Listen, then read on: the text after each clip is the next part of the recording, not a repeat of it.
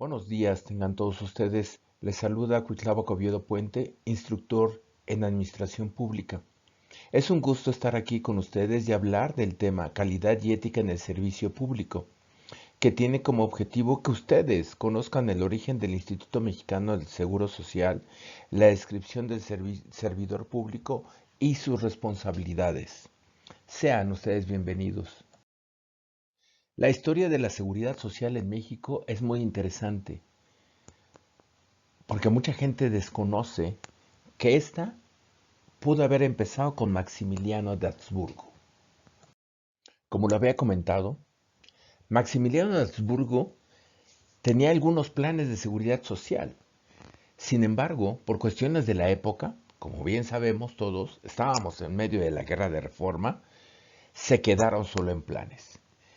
Sin embargo, no es hasta principios del siglo XX, en la época porfiriana, cuando surgieron dos disposiciones estatales de seguridad social.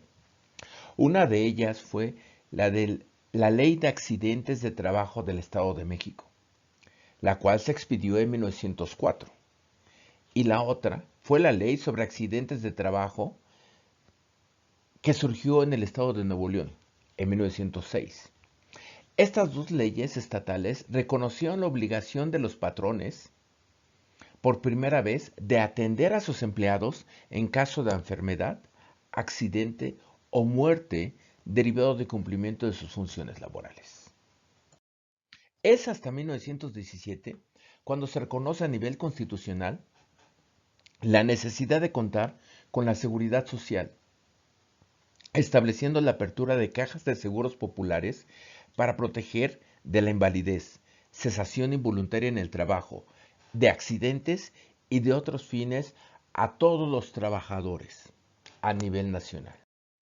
Para 1925 se presentó una iniciativa de ley sobre accidentes de trabajo, en la cual se buscaba la creación de un Instituto Nacional de Seguridad Social de participación tripartita, esto es, gobiernos, sindicatos y empresarios.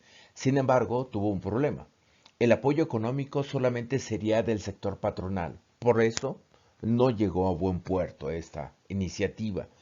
Pero para 1929 se modificó la fracción 19ª del artículo 123 constitucional para considerar de utilidad pública la expedición de la Ley de Seguro Social. Manuel Ávila Camacho toma posesión en 1940 como presidente de la República. 2 años posteriores crea la Secretaría del Trabajo y Previsión Social y posteriormente, en ese mismo año, 1942, presenta la iniciativa de ley del Seguro Social. ¿Cuál es el objetivo de esta ley? El proteger a los trabajadores y asegurar su existencia, su salario, su capacidad productiva y la tranquilidad de la familia, contribuir al cumplimiento de un deber legal, de compromisos exteriores y de promesas gubernamentales. En el año siguiente, el 19 de enero de 1943, se publicó en el Diario Oficial de la Federación la Ley del Seguro Social, por lo que el Instituto Mexicano del Seguro Social inicia actividades ese mismo día, el cual es un organismo público descentralizado, con personalidad y patrimonio propio. ¿Qué tan importante ha sido el Seguro Social? Durante ese periodo, la década de los 40, inicio de la década de los 40, del 100% de nacimientos, fallecían el 51.65% de los mismos, derivados de enfermedades del aparato digestivo, originadas por falta de cuidados prenatales o de atención en el parto. Asimismo, la tasa de mortalidad en México era del 35%. De los 20 millones de habitantes que había en el país en aquella época, 7 millones se encontraban enfermos. Las principales enfermedades eran la tuberculosis, la sífilis, el paludismo y la gastroenteritis, situación que afectaba a las personas, a las familias, a la capacidad productiva de las regiones y a la economía del país. En 1950 se empezó el registro de trabajadores en el Instituto Mexicano del Seguro Social, siendo el primero en registrarse Abel Morales Rodríguez, como aquí se presenta. Al terminar la primera convocatoria de registro de derecho habientes, se contabilizó a más de 23,000 cédulas de patrones que ampararon a su vez a 224,000 trabajadores, lo que fue un éxito. Para el 2020 ya se contaba con 36 hospitales a nivel nacional de tercer nivel, de las cuales se tienen hospitales de especialidades, unidades de medicina física y rehabilitación, bancos de sangre, entre otras. Igualmente, se tienen 246 hospitales de segundo nivel, entre las cuales se encuentran hospitales generales regionales, hospitales generales de zona, hospitales de gineco-obstetricia, entre otros. De primer nivel, se contaban con 1,522 unidades, de las cuales se tienen unidades de medicina familiar, unidades de medicina rurales, auxiliares, entre otras. Gracias a que se cuenta con todas esas instalaciones y que además se tiene con toda esa gente que trabaja en el instituto orgullosamente, para el 2020 se atendieron 3,781,172 consultas a nivel nacional, de las cuales 3,150,389 fueron consultas de especialidades, mientras el resto fueron de urgencias y dentales. El Hospital de Especialidades Oblatos, ubicado en Jalisco, fue el que otorgó más consultas en ese mismo año, con un total de 253,504. Para el 2020, el instituto contaba con 20,482,943 afiliados, de los cuales el 85,9% son permanentes y el resto son eventuales. Para poder atender a tantas personas, se requiere de personal en todas las áreas, tanto las sustantivas como las adjetivas. Para ello, el instituto cuenta con 431,796 plazas presupuestarias orientadas principalmente a las áreas de atención al derecho ambiente, con profesionales de la salud, personal médico y enfermería.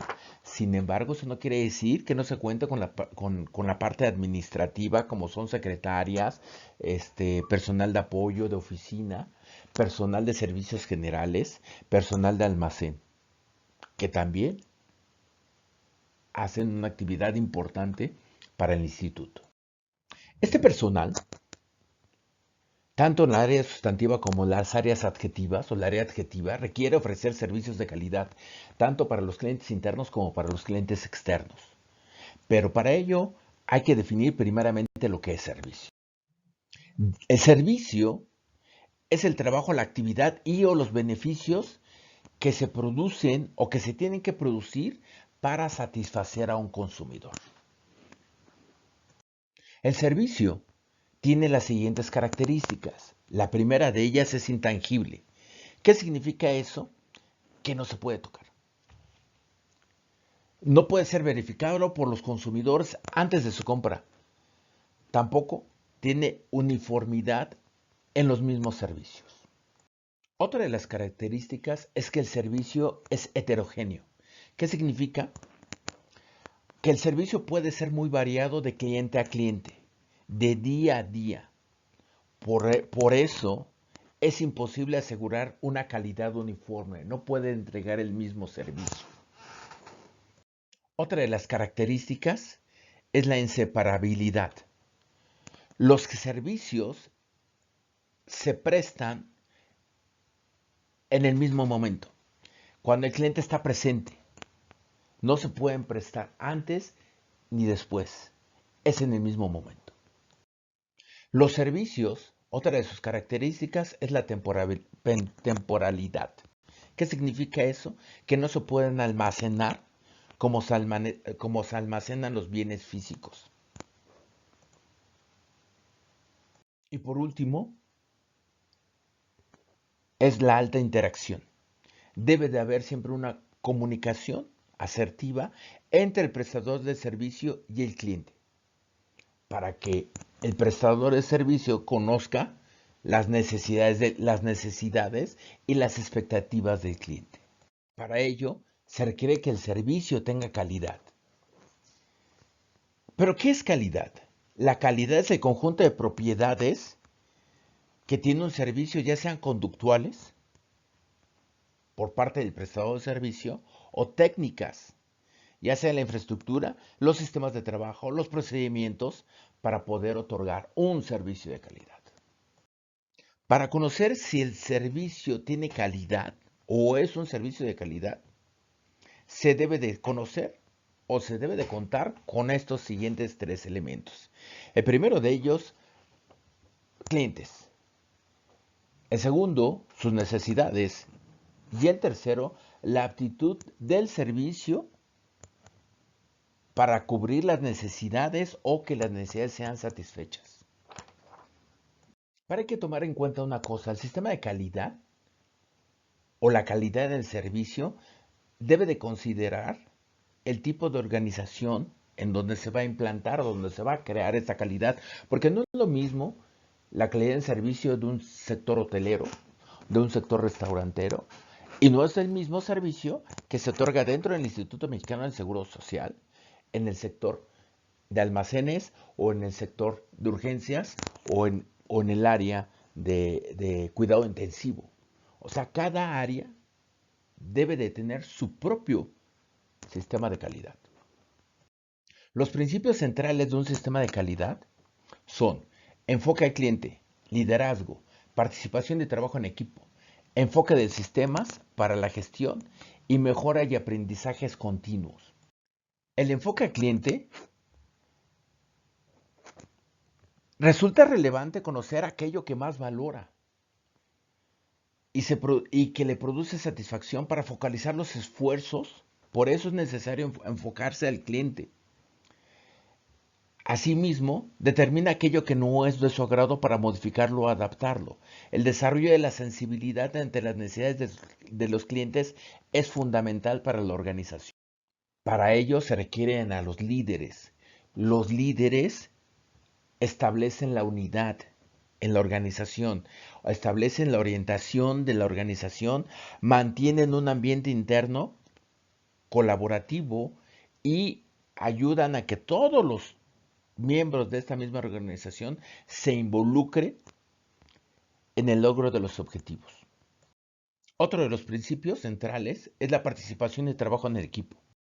Se busca que todos los miembros de esta organización o de esta parte de la organización colaboren y hagan suya los objetivos de la organización, de esta área, para poder entre todos alcanzarlos.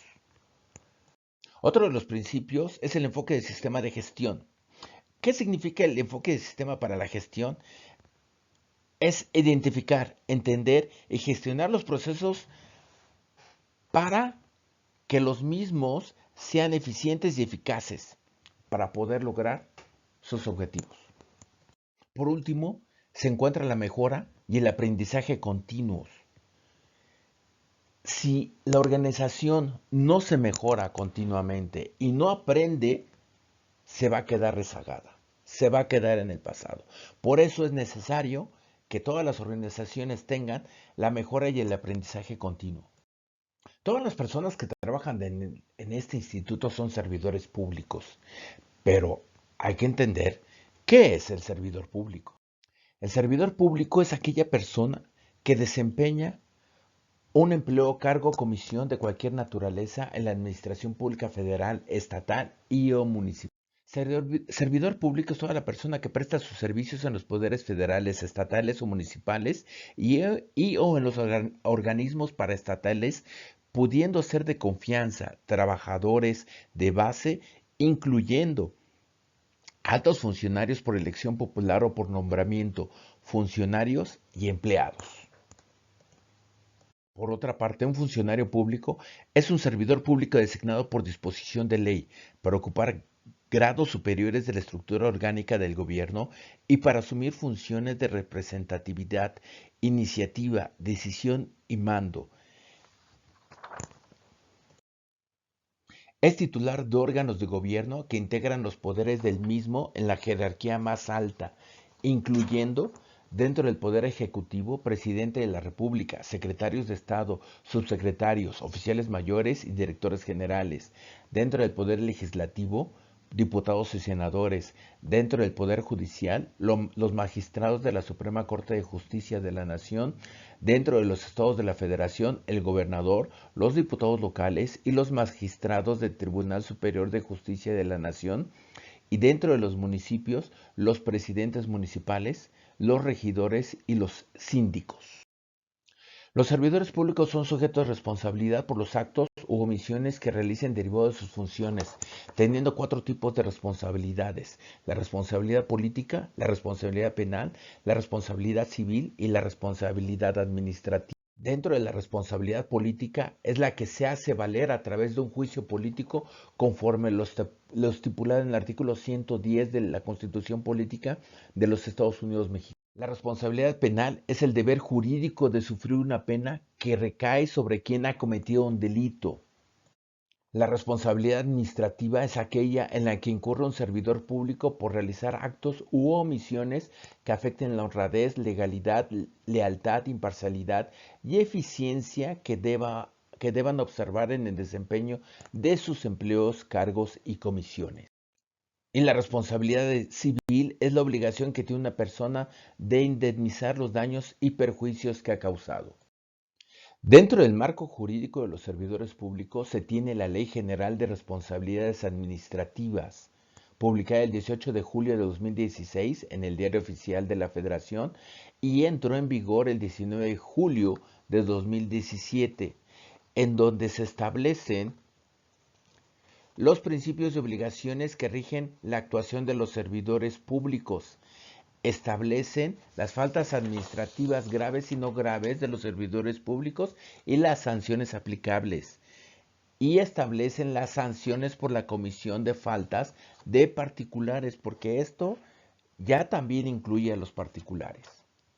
Los sujetos de esta ley son los servidores públicos, aquellas personas que habiendo fungido como servidores públicos se ubiquen en los supuestos a que se refiere la presente ley, y los particulares vinculados con las faltas administrativas graves. En el artículo 7º de esta ley se mencionan las obligaciones de los servidores públicos, siendo algunos de ellos los siguientes: actuar conforme a lo que las leyes, reglamentos y demás disposiciones jurídicas les atribuyen a su empleo, cargo o comisión, por lo que deben conocer y cumplir las disposiciones que regulan el ejercicio de sus funciones, facultades y atribuciones. Conducirse con rectitud sin utilizar su empleo, cargo o comisión para obtener o pretender obtener algún beneficio, provecho o ventaja personal o a favor de terceros, ni buscar o aceptar compensaciones, prestaciones, dádivas, obsequios o regalos de cualquier persona u organización.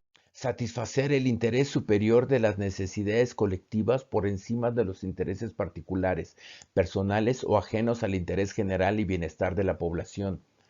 Dar a las personas en general el mismo trato, por lo que no concederán privilegios o preferencias a organizaciones o personas, ni permitirán que influencias, intereses o prejuicios indebidos afecten su compromiso para tomar decisiones o ejercer sus funciones de manera objetiva. Dentro de esta disposición hace la referencia a que para aquellos servidores que participan en contrataciones públicas se les va a registrar en un sistema específico dentro de la Plataforma Digital Nacional, así como se deberá de cumplir con el protocolo de actuación emitido por el Comité Coordinador. Dentro del título 3º de esta disposición se hablan de las faltas administrativas y estas se dividen en dos: las graves, las no graves y las graves. Dentro de las graves afectan a los particulares. Asimismo, se mencionan las sanciones para las faltas no graves y para las faltas consideradas graves. Dentro del Código de Conducta, este se publicó en el Diario Oficial de la Federación el 20 de agosto del 2015, donde se enuncian los principios que deben de observar los servidores públicos. Entre ellos se encuentra la legalidad, la honradez, la lealtad, la imparcialidad y la eficiencia. Asimismo, los servidores públicos deben anteponer los siguientes valores en el desempeño de sus funciones. Entre ellos está el interés público, el respeto, el respeto a los derechos humanos. En este caso vale la pena profundizar porque se promueven y protegen de conformidad con los principios de universalidad que establecen los derechos humanos con el simple hecho de serlos, de interdependencia que implica que los derechos humanos se encuentran vinculados íntimamente entre sí, de indivisibilidad que refiere que los derechos humanos conforman una totalidad y de progresividad que prevé que los derechos humanos están en constante evolución, de igualdad y no discriminación, que no se deben de discriminar a todas las personas, no se deben de tener distinción, exclusión, restricción o preferencia basada en el origen étnico, nacional, color de piel, cultura, sexo, género, edad, discapacidades, condiciones sociales, económicas, de salud o jurídica, religión, apariencia física, características genéticas, etcétera, preferencias sexuales, etcétera, etcétera, etcétera. Equidad de género, entorno cultural y ecológico, de integridad, de cooperación, liderazgo, transparencia y por último, rendición de cuentas. Por su asistencia y atención. Este curso se otorga con base en las promociones adicionales del Sindicato Nacional de Trabajadores del Seguro Social. Gracias. Muchas gracias.